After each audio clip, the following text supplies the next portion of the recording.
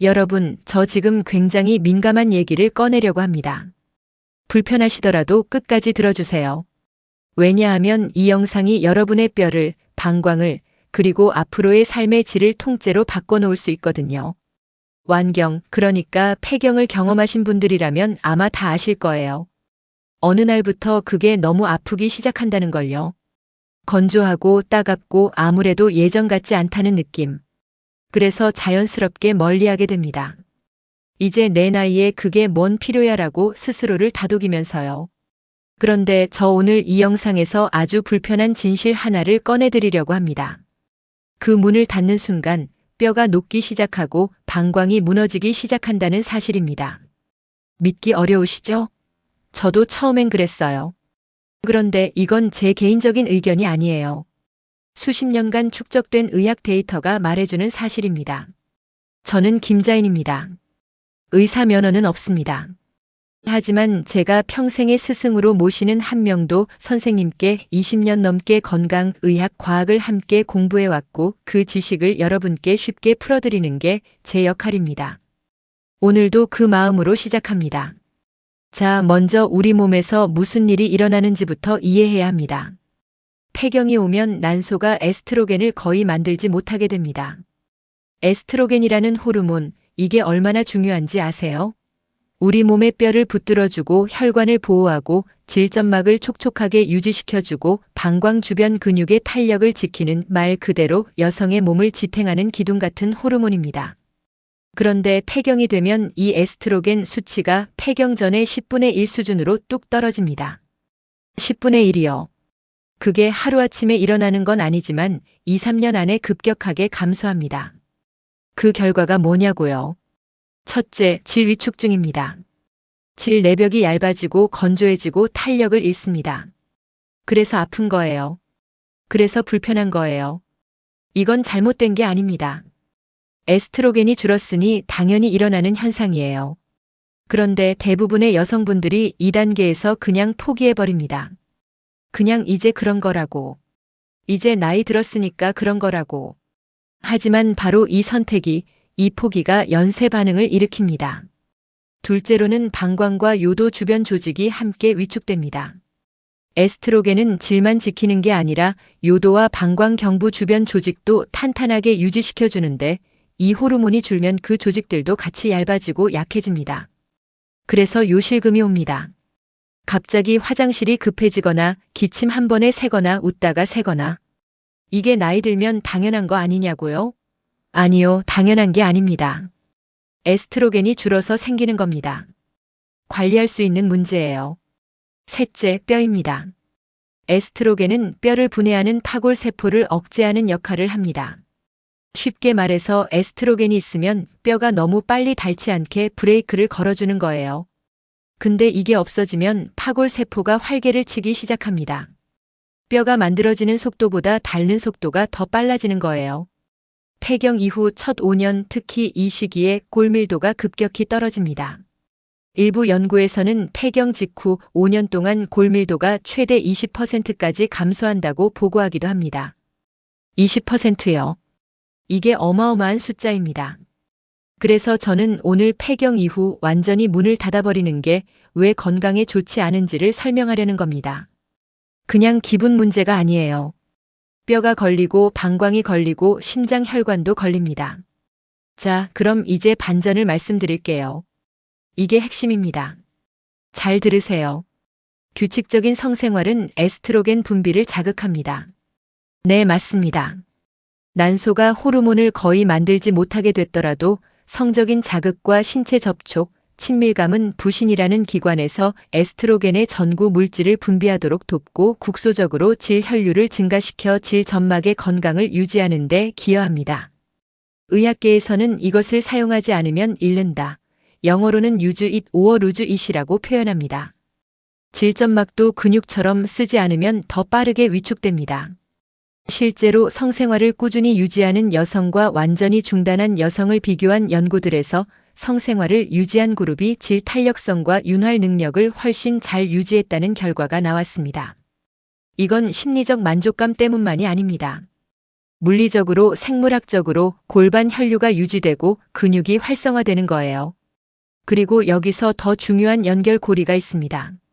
성생활이 유지되면 골반저근이 꾸준히 수축하고 이완합니다. 골반저근이 뭔지 아세요? 방광, 자궁, 직장을 받쳐주는 근육 그물망입니다. 이 근육이 튼튼해야 요실금이 안 생겨요. 이 근육이 활성화되지 않으면 쓰지 않으면 점점 약해집니다. 그래서 폐경 이후 성생활을 유지하는 게 골반저근 건강에도 직접적인 도움이 됩니다. 또 한 가지, 옥시토신입니다. 친밀한 접촉과 성적인 자극이 있을 때 우리 뇌에서 분비되는 호르몬입니다. 이 옥시토신이 스트레스 호르몬인 코르티솔을 낮춥니다. 코르티솔이 높으면 어떻게 되냐고요? 뼈를 분해합니다. 근육을 분해합니다. 염증을 키웁니다. 만성 스트레스 상태에 있는 분들의 뼈 건강이 좋지 않은 이유 중 하나가 이겁니다. 그러니까 친밀감과 신체 접촉이 간접적으로 뼈 건강과도 연결이 되는 거예요.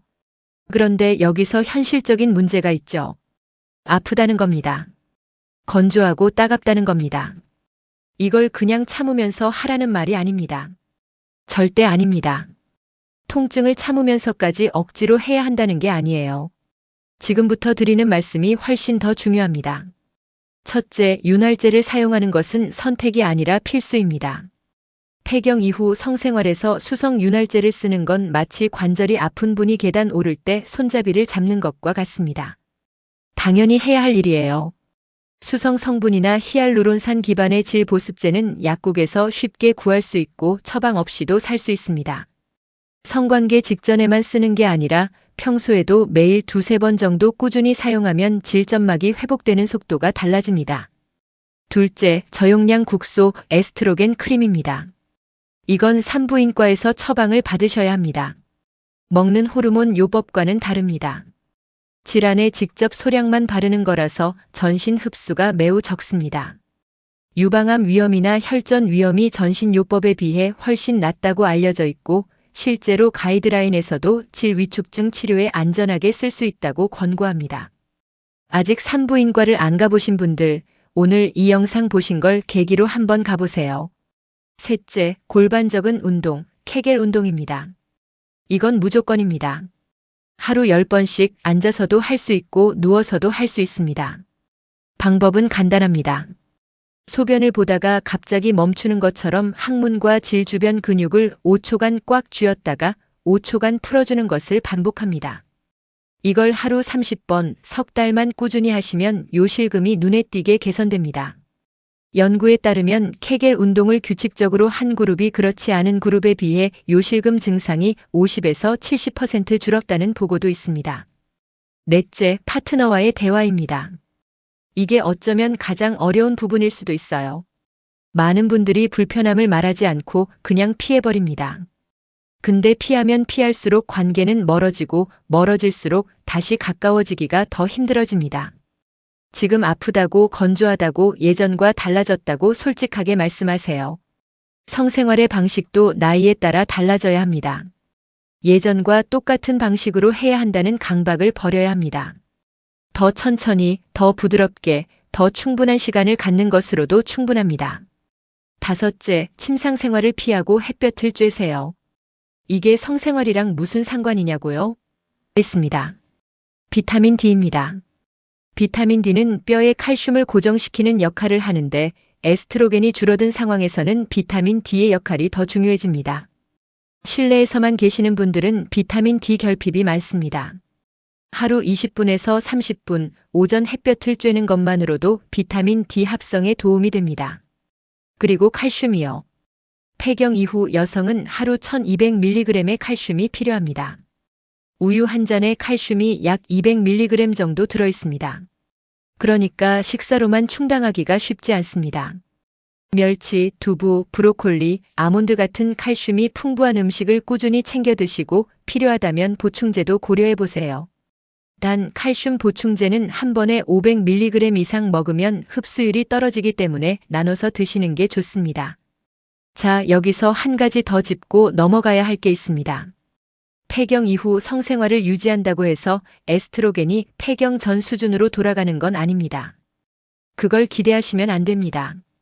하지만 국소적인 혈류 개선, 골반 근육 활성화, 스트레스 호르몬 감소, 정서적 안정감, 이 모든 것이 복합적으로 작용해서 뼈와 방광과 삶의 질을 지켜줍니다. 그리고 무엇보다 자기 자신을 포기하지 않는 태도, 이게 건강의 핵심입니다.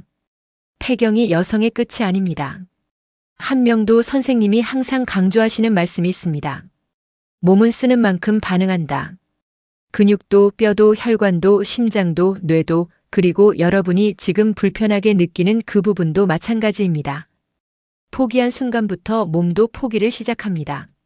아프다고 문을 닫으면 뼈가 먼저 무너집니다. 아프다고 피하면 방광이 먼저 무너집니다. 아프니까 관리해야 합니다. 아프니까 더 열심히 챙겨야 합니다. 오늘 말씀드린 내용 정리해 드릴게요. 폐경 이후 에스트로겐이 감소하면 질 위축, 요실금, 골다공증이 연쇄적으로 옵니다. 성생활을 유지하면 골반 혈류가 살아있고 골반 저근이 단련되고 스트레스 호르몬이 낮아져서 뼈와 방광을 지키는데 실질적인 도움이 됩니다. 통증이 있다면 윤활제와 국소, 에스트로겐 크림으로 관리하세요. 케겔 운동 하루 30번, 석 달이면 요실금이 달라집니다. 칼슘 하루 1200mg, 비타민 D 햇볕으로 챙기세요.